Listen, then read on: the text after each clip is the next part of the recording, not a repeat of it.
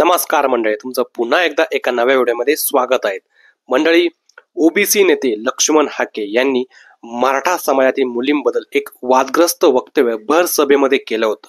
त्यानंतर त्यांच्या विरोधात मराठा समाज हा चांगलाच आक्रमक झालेला आता दिसत आहे।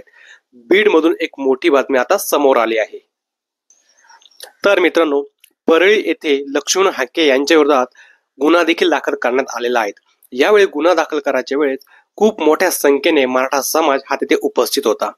पोलीस स्टेशन समोर गुन्हा तो दाखल करण्यात आला। त्यानंतर पोलीस स्टेशन समोर जोरदार घोषणाबाजी सुद्धा करण्यात आली की हाके यांना अटक करावी, हाकेला बीड जिल्ह्यातून हद्दपार करावं अशी सुद्धा मागणी यावेळी आंदोलकांनी केलेली होती।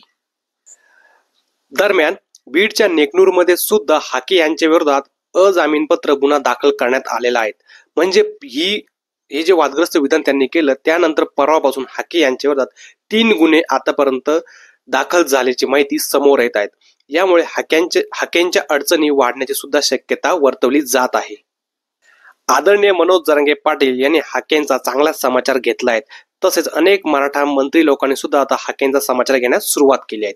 त्यानंतर आता लक्ष्मण हाके हे माफी मागतात की नाहीत हा प्रश्न आता उपस्थित आहे। तर मित्रांनो, जर तुम्हाला ही व्हिडिओ आवडली असेल तर व्हिडिओला लाईक करा, शेअर करा। धन्यवाद।